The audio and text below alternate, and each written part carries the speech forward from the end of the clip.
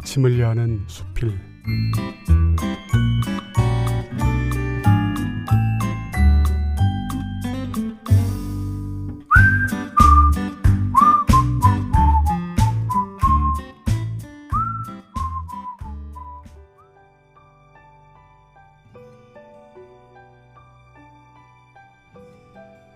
손으로 말해주세요. 김철우. 철판으로 만든 틀에 밀가루 반죽을 부어 굽는 풀빵은 찬바람에 옷깃을 올리는 겨울의 초입이면 어김없이 입맛을 당긴다. 쫀득한 밀가루 반죽 속에 숨겨진 단팥의 맛은 한겨울의 추위를 잠깐이나마 잊게 하는 맛이 아닐 수 없다. 요즘은 풀빵의 대명사격인 붕어빵에서 나아가 황금 잉어빵까지 등장하여 입맛을 자극하고 있으나 집사람과 나는 국화빵으로 불리는 전통적인 둥근 모양을 좋아한다.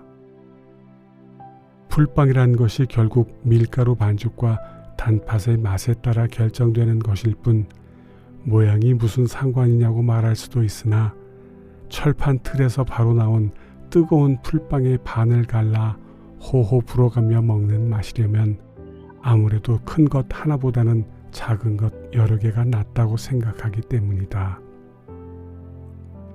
며칠 전 집사람은 벌써 풀빵이 나왔다며 반가운 기색이다. 모임에 참석하러 가는 길에 풀빵 트럭을 봤다며 제법 자세한 위치까지 일러준다.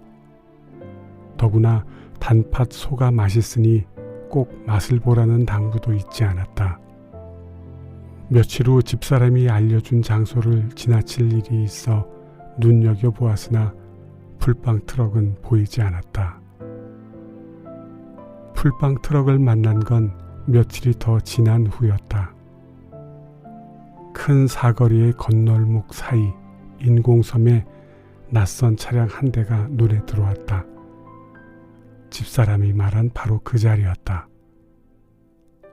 추위를 막기 위해 처진 비닐이 서걱대며 바닥에 끌리는 키 작은 트럭은 주변 초고층 아파트 단지 사이에서 상대적으로 더 초라해 보였다.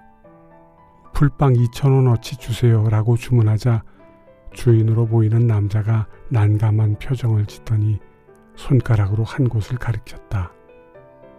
한 개에 1,000원이라는 옛날 호떡 가격과 5개에 1,000원, 10개에 2,000원이라는 풀빵 가격 사이에 선명하게 붙어있는 문장 하나가 눈길을 잡았다.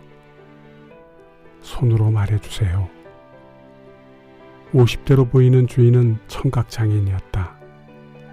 트럭 주변을 정리하던 비슷한 또래의 아주머니와 수화로 대화하는 걸 보니 아마 같은 장애를 가진 분들이 부부의 연을 맺고 서로를 토닥이며 세상과 어울려 살아가고 있나 보다.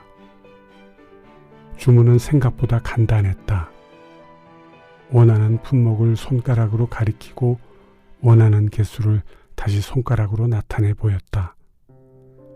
그러자 능숙한 손놀림으로 종이봉투에 풀빵 10개를 담아냈다. 방금 나온 듯한 풀빵 하나를 집어 조심스럽게 맛을 보자 집사람이 말한 대로 반죽과 단팥소가 부드럽고 지나치게 달지 않아 입맛에 맞았다. 요즘은 반죽과 단팥소를 납품받아 영업하는 곳이 많아져서 어딜 가나 같은 맛이었는데 안타까운 시선이 더해진 까닭인지는 몰라도 계속 손길이 갔다. 부부가 직접 반죽과 소를 만들거나 납품을 받았더라도 자신들만의 재료를 첨가하는 방식으로 맛에 더 신경을 쓴 것은 아닐까. 적지 않은 사람들이 두 번째 건널목을 기다리는 짧은 시간에 이곳에 들러 손으로 주문하고 풀빵이 든 종이봉투를 받아가는 것을 보면 내 추측이 아주 틀리지는 않은 것 같다.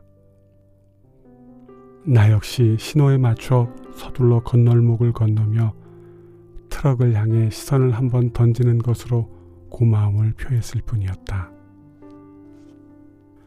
단순했지만 손으로만 했던 그날의 기억은 한동안 뇌리에서 떠나지 않았다. 우리말이 아닌 다른 언어로 소통해 본 적도 많았고 언어가 전혀 통하지 않는 곳에서 다양한 몸짓을 통해 소통해 본 적도 있었지만 그날의 경험은 왠지 특별했다. 인간은 끊임없이 소통하는 존재다. 인간이 사회적 존재라는 말 역시 소통한다는 것을 전제로 한 것이다. 인간은 소통하는 존재이며 소통하지 않는 인간은 인간이 아니다 라는 다소 극단적인 표현이 힘을 얻는 것도 인간이 사회를 이루어 살아가기 위해 반드시 소통이 그 기본이 되어야 한다는 것을 강조한 말일 것이다. 사실 우리는 언어 이외의 다양한 소통 방식을 이미 알고 있다. 호의의 시그널인 미소만 하더라도 언어로 표현할 수 없는 많은 의미 전달이 가능하다. 이것은 배움을 통해 얻어지는 것이 아니고 본능에 가깝고 소리를 매개로 하는 언어를 넘어선 것은 아닐까. 어린 시절과 비교해 보아도 과학기술 발전은 눈이 부실 정도다. 이것은 반드시 새롭게 변화된 소통의 방식을 탄생시키곤 했는데 집안에 전화기 한 대만 놓고 살던 시절과 지금을 비교하면 격세지감마저 들게 한다. 그런데 다양한 소통 방법이 있음에도 불구하고 최근에 우리는 소통 부재의 시대에 살고 있음을 스스로 인정한다. 우리에게 필요한 것은 단순한 소통이 아니라 소통을 넘어선 교감일 것이다. 교감을 통해 진정한 관계 맺음이 필요한 시대에 수없이 쏟아지는 소통의 방식이 오히려 방해되는 것은 아닐까.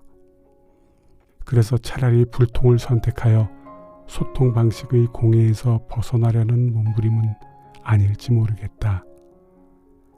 아무리 다양한 방식이 있다고 해도 소통이란 결국 마음먹기에 달렸기 때문이다.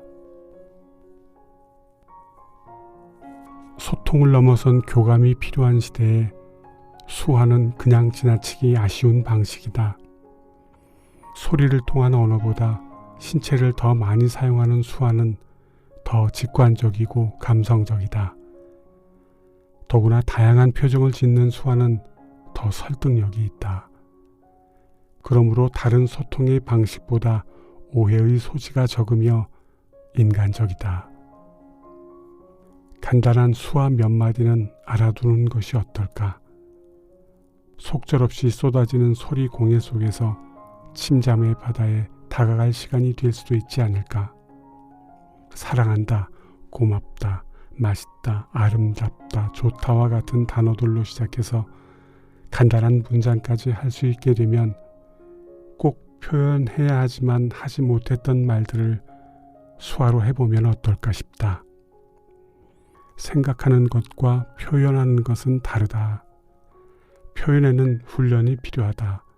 그저 무뚝뚝한 성격이라며 사랑이나 고마움을 그냥 지나친다면 세상은 삭막해질 것이고 개인에게는 안타까움만 남게 될 것이다.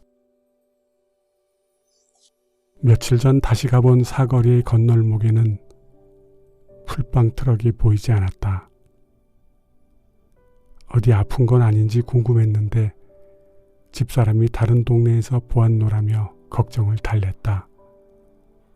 그곳도 유동인구가 꽤 많은 곳이라 시간을 정해 장소를 이동하는 판매 전략을 세운 것 같다.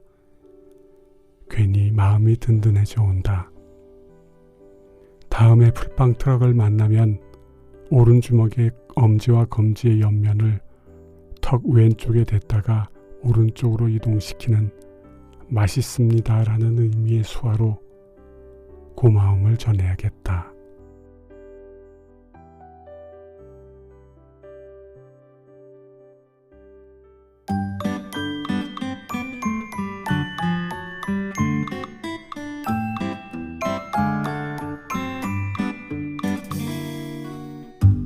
한국수필의 플랫폼 한국수필 채널은 아침을 여는 수필 시리즈를 통해 수필 작품을 소개하고 있습니다.